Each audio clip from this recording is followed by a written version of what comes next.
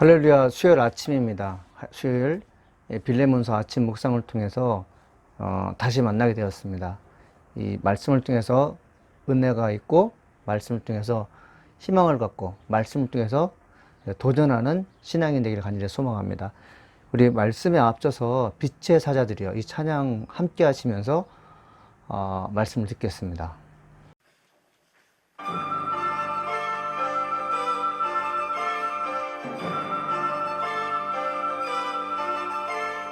사자들이여 어서 가서 저 어둠을 물리치고 진리를 모르는 백성에게 그 복음의 빛 비춰라. 선한 사역 위에서 힘을 내라. 내 주 함께 하시겠네. 주 크신 사랑을 전파하며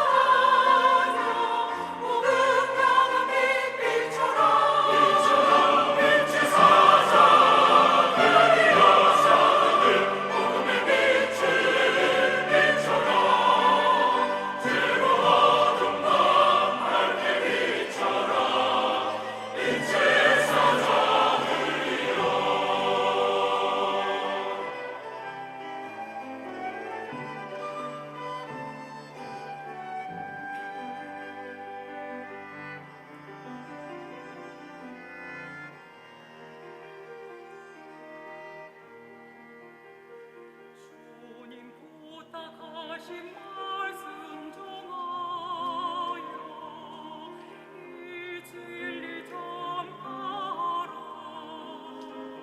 산을 넘고 물 건너 힘을 다해 복음의 빛 비춰라.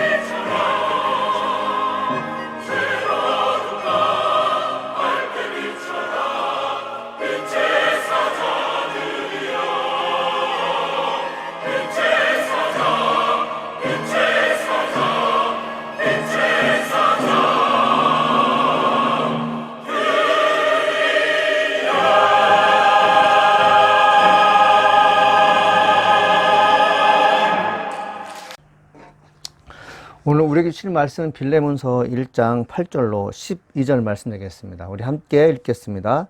이러므로 내가 그리스도 안에서 아주 담대하게 내가 마땅한 일로 명할 수 있으나 도리어 사랑으로서 간구하노라. 나이가 많은 나 바울은 지금 또 예수 그리스도를 위하여 갇힌 자 되어 갇힌 중에서 난 아들 오네시모를 위하여 내게 간구하노라. 그가 전에는 내게 무익하였으나 이제는 나와 내게 유익함으로 내가 그를 돌려보내노니 그는 내 신복이라. 아멘. 이 빌레몬서는 종이었던 오네시모가 이제 아들이 된, 옛날에는 노예였지만 지금은 자유인으로 바꾸는 그런 그 교훈을 주는 그 말씀이기도 하지만, 이 빌레몬서에 깔려 있는 아주 중요한 메시지 중에 하나가 뭔지 아십니까? 목회자들의 위계 질서입니다. 근데 위계 질서하면 나이 드신 목사님들이나 또 선배 되시는 분들은 후배들을 어떻게 여러분 대우합니까? 어떤 분은 이제 연함된 말씀이지만 막대하는 분이 있잖아요.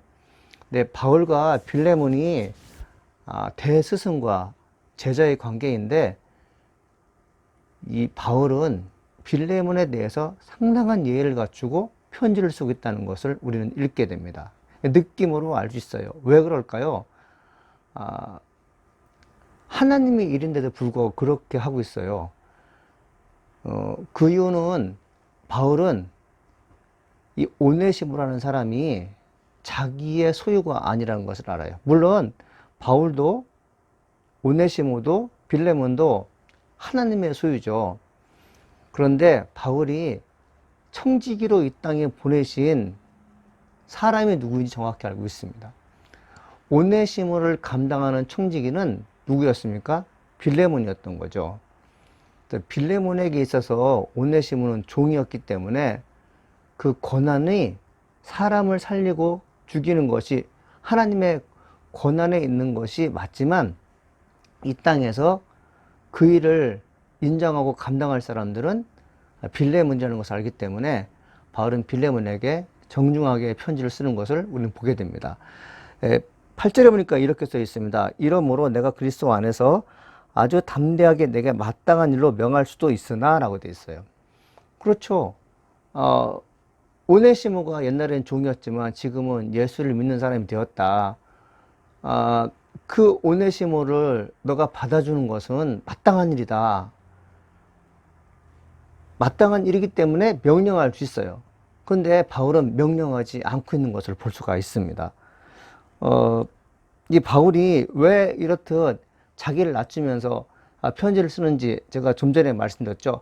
사람을 살리기 위해서 그렇습니다. 똑같은 진리가 증거됨에도 불구하고요. 어떤 사람은 그 말이 기분 나빠서 안 듣는 사람이 있습니다. 어떤 사람은 그 진리의 말씀 듣고 흔쾌히 받아들이는 사람이 있습니다. 왜 그럴까요? 감정이 상하지 않는 상태에서 진리의 말씀을 들으면 그것을 하나님 말씀으로 받아들이지만 감정이 상한 상태에서 하나님 말씀을 증거하게 되면 그것은 사람의 말로 듣습니다.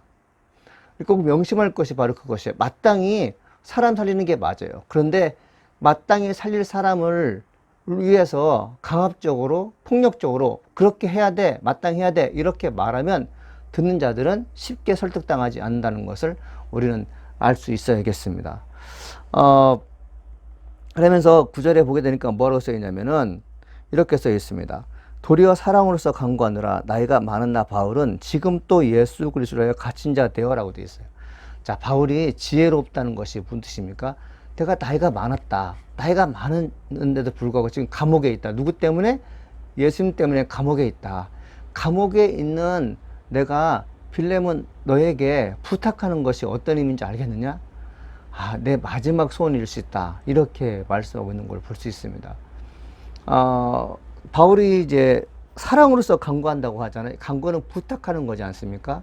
이 간구는 어떤 목적을 가지고 기도한다는 뜻을 내포하고 있는데 지금 바울은 빌레몬에게 편지를 쓰는 목적이 뭡니까? 간구의 목적이 뭐예요? 오네시모를 살리기 위해서 지금 편지를 쓰고 있습니다.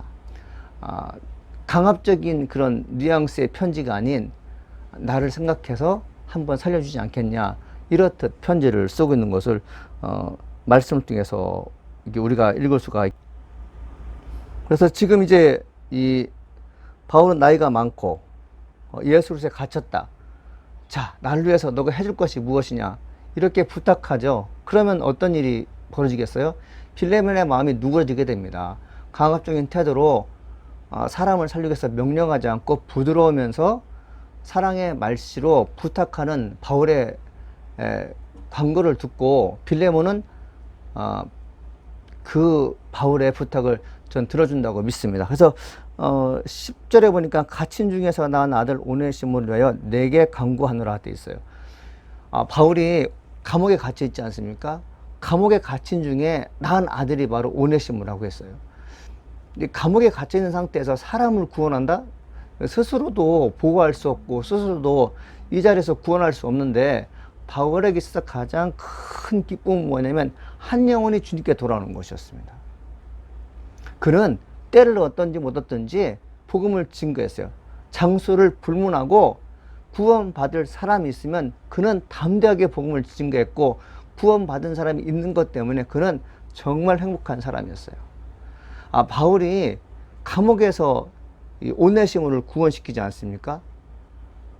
불가능한 일이잖아요. 어떻게 구원시켜? 이제는 죽었다. 이제는 모든 것을 마무리하고 하나님께 갈 준비를 해야 되는데, 바울은 끝까지 자기 목숨을 다하는 그날까지 복음을 증거해서 오네시모라는 사람을 얻었습니다. 이것은 마치 사라가 90세에 이삭을 낳는 기쁨과 같은 거라고 저는 여깁니다. 그러니까 바울은 나이가 많은 가운데 오네시모라는 아들을 얻었어요. 뭐 전체적인 신약 성경, 바울 서신 가운데 이 오네시모가 바울로부터 몇 번째 구원받은 성도인지 자세히는 기록되어 있지 않지만 연로한 가운데, 나이가 많은 가운데 오네시모가 구원받았다면 막차를 탄 사람이었을 겁니다. 막내죠. 아버지는 막내에 대한 애틋함이 있습니다. 각별히 사랑하죠. 근데 바울은 오네시모가 누구라고 말합니까? 낳은 아들이라고 얘기하고 있어요. 자, 빌레몬에게 있어서 오네시모는 노예였습니다. 그런데 빌레몬에게 복음을 증거한 대스승이고, 그리고 그 아버지 같은 바울은 오네시모를 아들이라고 합니다. 아버지는 아들이라고 하는데 아들은 노예라고 하면 어떤 일이 벌어지겠습니까? 뭐가 맞지 않죠? 머리가 좋고 하나님을 사랑할 줄 알고 그리고 믿음이 충실했던 빌레몬은 바울이 지금 왜 오네시모를 향해서 내 아들이라고 했는지 금방 깨달았을 것입니다. 바울이 오네시모를 아들이라고 했으니 나도 더 이상 그를 종으로 생각하지 않고 형제나 혹은 아들로 받아들이겠다는 각오가 생겼을 것입니다. 자, 11절에 왜 오네시모가 내가 난 아들이며 너에게도 형제나 아들이 될 수 있는지 설명하고 있습니다. 자, 그가 전에는 내게 무익하였으나 이제는 나와 내게 유익함으로라고 되어 있어요.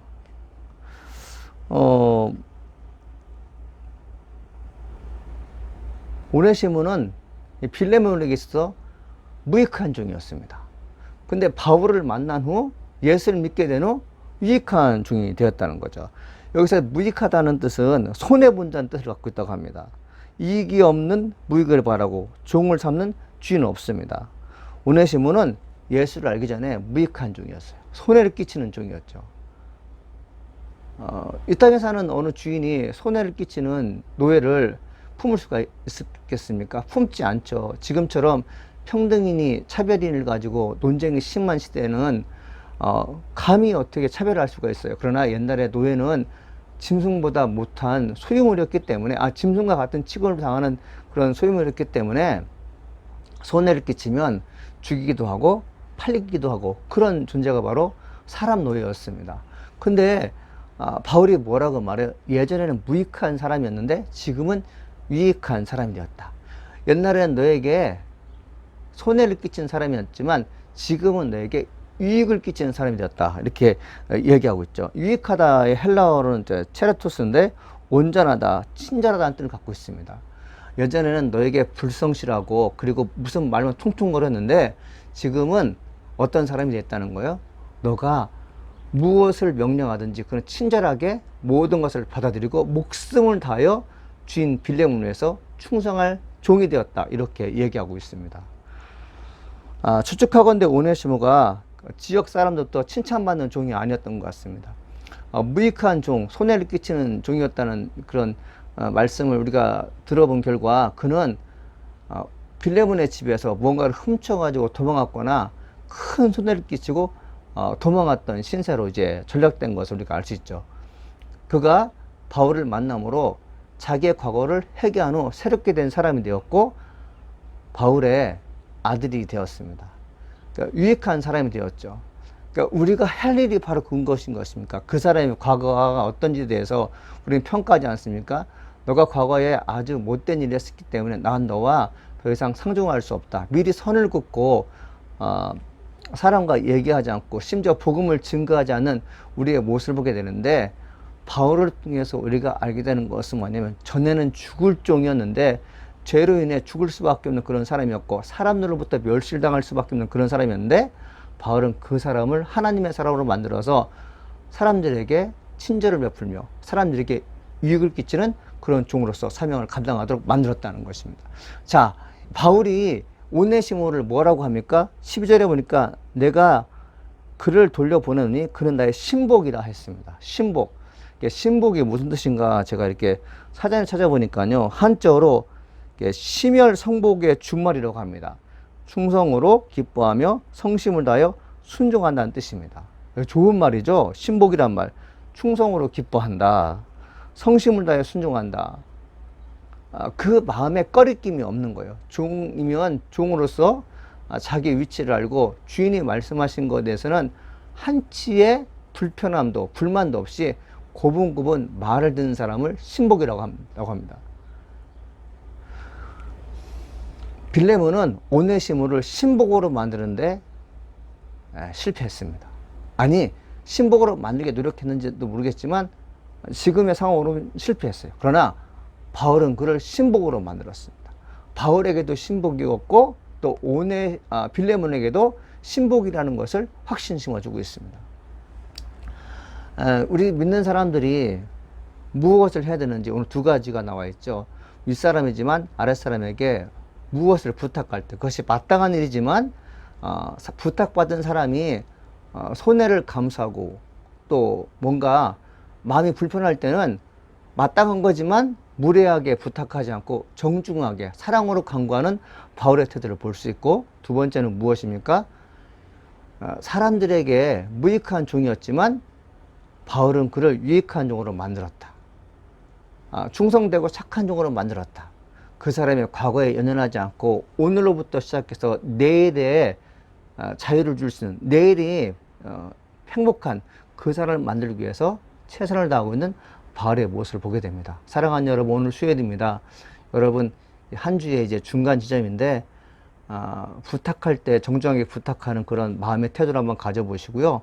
그리고 주변에 무례하고 그리고 무익한 사람인데 하나님을 만날 수 있는 가능성이 있지 않나 싶어 접근도 해보고요. 은밀하게 기도하는 귀한 하루가 되기를 간절히 축원합니다. 기도하시겠습니다. 예수님, 오늘도 우리에게 말씀하시니 감사드립니다. 하나님, 우리는 참 부족한 종이었습니다. 그런데 예수를 만남으로 인격이 바뀌었고 하나님께 충성하며 사람들에게 성심을 다해서 봉사하며 순종할 수 있는 그런 자로 바뀌었습니다. 주님, 우리가 하나님의 은혜로 이렇게 좋은 사람이 되었듯이 내 주변에 악하고 죄로 인하여 죽을 수밖에 없는 영혼이 있다면 그를 위해서 간절히 기도하는 소망을 갖게 도와주옵소서. 믿는 자들에게서 최고의 꿈은 바울이 연로한 나이에 감옥에 갇혀 있음에도 불구하고 예수 그리스도의 복음을 증거했던 것처럼 우리의 꿈도 때를 얻든지 못 얻든지 복음을 증거하는 신실한 크리스천이 되는 것입니다. 주님, 우리가 이 꿈을 갖고 살고 싶습니다. 주님, 도와주옵소서. 예수님의 이름으로 기도합니다. 아멘. 하늘에 계신 우리 아버지여, 이름이 거룩히 여김을 받아옵시며 나라가 임하옵시며 뜻이 하늘에서 이루어진 것 같이 땅에서 이루어지이라. 오늘날 우리에게 일용할 양식을 주옵시고 우리가 우리에게 죄 지은 자를 사해 준 것 같이 우리 죄를 사해 주옵시고 우리를 시험에 들지 말게 하옵시며 다만 악에서 구하옵소서. 대개 나라와 권세와 영광의 아버지께 영원히 싸움나이다. 아멘.